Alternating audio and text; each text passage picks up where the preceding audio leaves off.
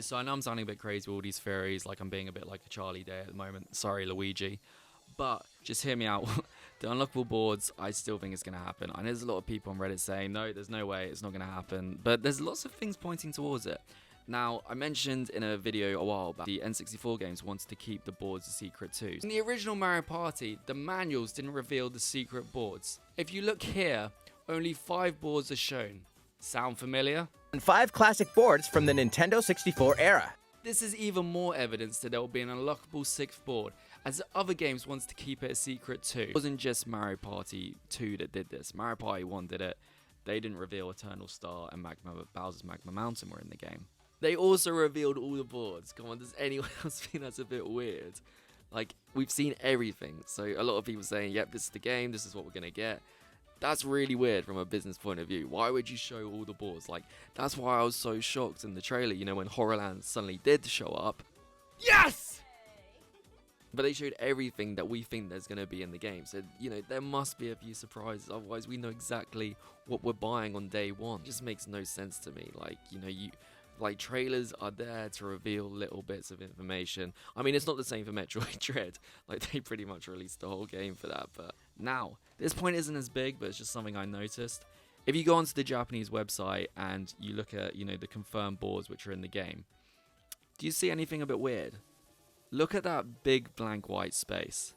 Okay, don't you think that's a bit of a weird, you know, web design choice? Like, why don't you just crop that white space out the way? But you could say as well, like, oh, so the video has more room. But yeah, wouldn't you just fill that with like a character or something? So maybe that's to give room for more boards. I don't know. Like, I still only think there's gonna be one unlockable board. But yeah, that was just like a small point. That's not like me saying, oh, this is like groundbreaking or whatever. But I don't know. It's a bit strange.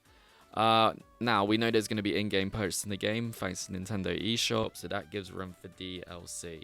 The thing that's strange about this game to me is Mario Party 8 and the later Mario Party games got shafted. And I know these are later editions, so they came out more recently, but and you know, Mario Party 8 did have the motion controls, but seeing as how this list is so low, it just makes me think, did they do this on purpose so it gives them more room for DLC in the future? With the DLC, they can, you know, keep growing this game and make it bigger and better, because I think they realize they're onto something good here, and instead of making another Mario Party from scratch a few years later down the line, they can just keep adding content to this. Just an idea.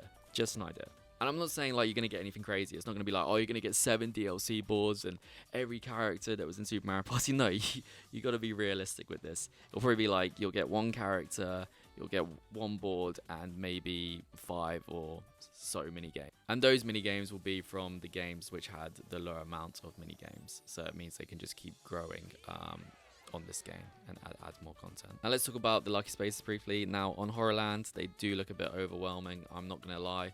But then you also need to take into consideration that this is a very money-focused board. So with Boo, you need to pay him 150 coins to be able to steal 3 stars from the players. And to make that kind of money, it's not easy. I mean, a lot of people have said they could never afford to pay Boo 150 coins to steal the stars. And with these Lucky Spaces and more banks, it just gives more room for people to earn that amount of money. It also means, you know, if everybody's like on the same amount of coins, it means they can be more strategic with their ideas of how they're going to screw over the other player. Are they going to go to the shop? Are they going to save up for Boo? All this stuff to take into consideration. But the thing is, I guess we will only know until we play the game. But I just wanted to put my thoughts out there very quickly. The thing that you have to remember as well, this board has 90 spaces. Has over 90 spaces. I think the old one had 96, this one has 93. But let's compare it to Yoshi's Tropical Island. Yoshi's Tropical Island looks more spaced out. It looks like there's more room to walk around before you land on Lucky Spaces. So the good thing is you don't have to worry about this Lucky Space problem being on every board. And I really do think the Lucky Spaces are needed for this Horrorland, the way they've developed it or whatever. There are still too many Lucky Spaces on like Spaceland and all that stuff. But the good thing about Spaceland, you need a skeleton key to get to some of them. So hopefully that won't be as big a problem. But on Yoshi's Tropical Island in particular, I've seen it is more spread out, and I'm really looking forward to playing that board. Like I've said, it looks so cool. What worries me about this game is that the boards haven't been play tested enough. Like on Super Mario Party, I'm sorry, but the boards were pretty damn broken. I don't know if you noticed on Mega Free Paradise, but the computer would just go round and round in a circle on the first island and keep buying a gold mushroom and going round, and that would be his whole game. And then he would be shocked at the end, like why he didn't win. You just went around in a circle the whole time. Like I thought you were on crack or something. Like what the hell's going on? So that's what I hope. I hope there has been heart put into this game, and it's not just, oh, we make the board, we move on to the next, because there was so many flaws with the Super Mario Party ones. Like even with the character allies, if a player got 4 allies, then they've won the game. There's no way you could keep up with them. So yeah, there were things that were definitely broken with that game, and I'm still very surprised that someone didn't say at ND Cube, okay, this board doesn't work. Like I've playtested it, there's all these errors, and that's what worries me about these boards. Have they been playtested enough? But I have faith. I really do have faith. I want this just to be a classic Mario Party that I can play when I'm drunk.